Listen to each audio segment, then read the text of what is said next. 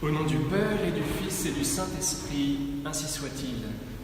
Chers amis, bonne fête, joyeuse fête de la miséricorde divine. C'est une joie surnaturelle qui nous habite. Le Seigneur nous emplit. Il nous demande d'emplir ses blessures, mais lui emplit notre cœur, emplit nos blessures. C'est surnaturellement qui nous réjouit, si nous le voulons bien, si nous le lui demandons.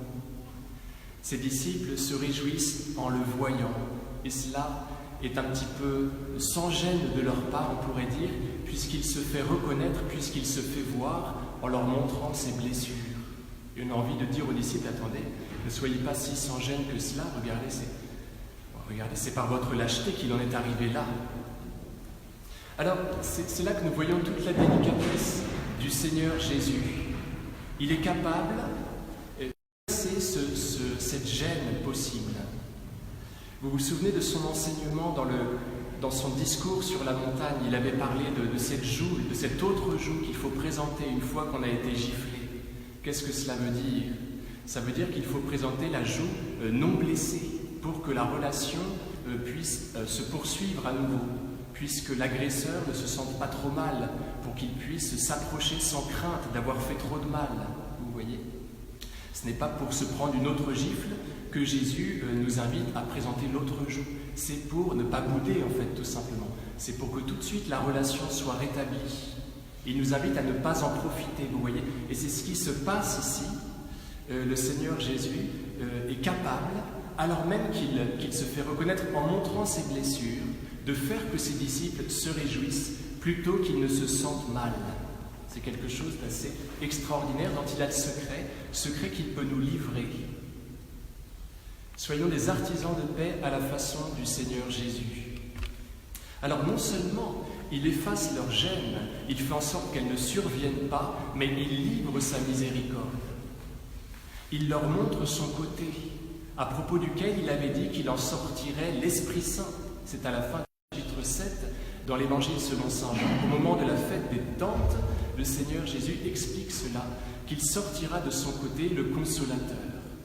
Et alors qu'il leur montre son côté, ainsi que ses mains percées, il leur dit, souvenez-vous de ce que je vous disais. Je me fais reconnaître à vous, et cela vous console que je sois ressuscité. Maintenant, je vous déclare ma miséricorde. Donc dès que le Seigneur apparaît à ses amis, il leur fait savoir son pardon. Il leur a dit déjà tout de suite en leur disant « Pax vobis ». C'était ses premières paroles. « Pax vobis », dans le Gloria, nous avons « paix aux hommes que Dieu aime ». Donc le « Pax vobis » pourrait être filé comme suit. « Pax vobis », paix à vous que Dieu aime. Paix à vous que j'aime. Donc dès qu'il arrive, le Seigneur dit sa miséricorde. Mais il n'est pas reconnu, donc il se fait reconnaître en montrant ses blessures, et de cette façon, il livre encore sa miséricorde, alors qu'il montre son côté duquel sort le Consolateur, duquel est sorti très récemment le Consolateur pour ses disciples et pour l'humanité. C'est ainsi que ces blessures, parce que vecteurs de sa miséricorde, sont glorieuses.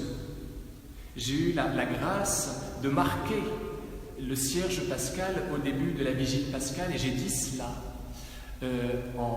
en mettant les grains d'encens au niveau des blessures du Christ. Per sancta sua vulnera, custodiat et conservet nos Dominus Christus. Christus Dominus, Amen.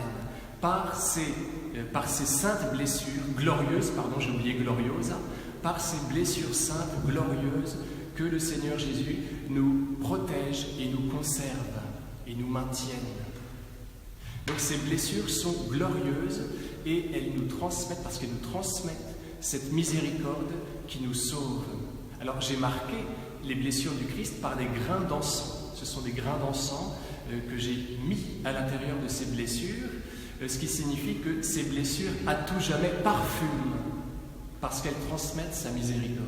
C'est par elles que sort l'Esprit Saint. Dans l'Évangile selon saint Luc, le Seigneur montre ses mains et ses pieds. Dans l'Évangile selon saint Jean, le Seigneur montre ses mains et son côté. Il montre trois éléments qui nous rappellent l'icône de la miséricorde de Rembrandt. Vous vous souvenez? Les deux mains qui pressent le prodigue, les deux mains du Père qui pressent le prodigue contre son cœur. les mains, le cœur, la miséricorde. Et ce sont ces trois choses-là, entre guillemets, que le Seigneur montre sur l'icône où il apparaît en posture miséricordieuse, peinte par Kazimierowski sous la conduite de sœur Faustine. Le Seigneur montre ses mains et son côté, élément glorieux de sa passion. Vous voyez, c'est à travers ces blessures qu'est transmise la miséricorde. Et là, nous avons une leçon à prendre. Nous qui sommes si enclins à régler nos comptes. Ce sont par ces blessures, par là où le Seigneur pourrait être vexé du coup, qu'il nous transmet sa miséricorde. C'est très étonnant. Il aime à la mesure que nous le blessons. C'est très surprenant. Alors, les disciples sont remplis de joie, vous voyez, parce qu'ils le reconnaissent, mais à cause de cela. Parce qu'ils sont sans gêne, comme le Seigneur le leur permet d'être, mais parce qu'ils sont miséricordieux. Ils dansent de joie, et le Seigneur leur transmet très naturellement le ministère de la réconciliation. Ils sont miséricordieux, ils doivent ensuite remettre les péchés, tout cela est très naturel, car la miséricorde doit déborder de nous. Alors cette réjouissance au sujet des blessures du Christ nous dit quelque chose de très important. Notre joie du ciel sera faite, beaucoup de cet assouvissement que le Seigneur fera en notre faveur à cause de notre soif. Elle sera faite aussi de réjouissance par rapport à nos blessures. Nous nous réjouirons de nos croix, de nos épreuves, portées tant bien que mal, et plus elles auront été portées avec le sourire, plus notre joie à propos d'elles sera grande. C'est Saint Pierre qui dit cela dans sa première lettre au chapitre 4. Dans la mesure où vous participez aux souffrances du Christ, réjouissez-vous, afin d'être dans la joie et l'allégresse quand sa gloire se révélera.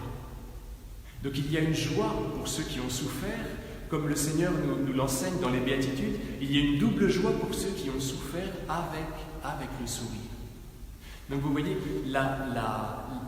les blessures comme sujet de joie, parce que transmettant la miséricorde, parce que se souvenant de l'endurance glorieuse et forte du Christ pendant sa vie terrestre.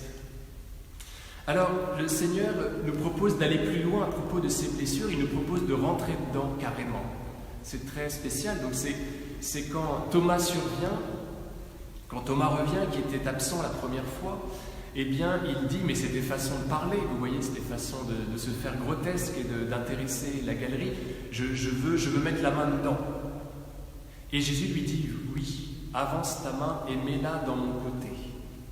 Le Seigneur propose que nous habitions à l'intérieur de ses plaies, c'est-à-dire que nous soyons constamment couverts par le sang, qui nous fait échapper à l'extermination. Donc que nous soyons sans cesse dans une attitude de réception de la miséricorde. Nous péchons continuellement et le Seigneur veut que nous recevions bien sûr le sacrement de pénitence régulièrement, mais que sans cesse nous implorions cette miséricorde, que sa blessure, que son cœur soit notre lieu d'habitation. De façon continuelle, nous devons nous dire pécheurs et accepter cette miséricorde qui arrive sans cesse. Alors aujourd'hui, le Seigneur nous dit que ceux qui s'approchent des sources de sa miséricorde obtiennent la rémission totale de toutes leurs fautes. C'est un grand cadeau qu'il nous fait. La rémission, c'est-à-dire qu'il nous absout et nous indulgencie complètement. Il n'y a plus aucune trace de péché. Alors, vous allez me dire, mais comment est-ce qu'on fait pour s'approcher de cette source alors que nous n'avons pas accès aux sacrements que sont cette source, qu'est cette source? Alors, comme nous le disions, le Seigneur tient compte du désir comme le fait accompli. Nous avons cette grande grâce-là qu'il nous fait. Ce n'est pas de votre faute, bien évidemment, si vous n'avez pas accès au sacrement, et le Seigneur s'arrange, bien sûr. Bien sûr qu'il veut que nous ayons recours à ces sacrements, mais il en est indépendant en de rares circonstances, puisque c'est lui qui les a faits. Il est indépendant de ces sacrements, il fait ce qu'il veut. Il vous transmet sa miséricorde en absolu s'il le souhaite. Et je pense que si vous le désirez de tout votre cœur, eh bien le Seigneur vous la transmet véritablement, Bien sûr, les sacrements, on ne pourra pas y échapper quand ils seront à nouveau à disposition, mais pour l'instant, il est possible de recevoir la rémission totale de toutes nos fautes. Vous pouvez la recevoir pour vous-même, vous pouvez la recevoir pour un frère défunt. Ne nous privons pas de cette grande grâce d'aujourd'hui. Au nom du Père et du Fils et du Saint-Esprit, ainsi soit-il.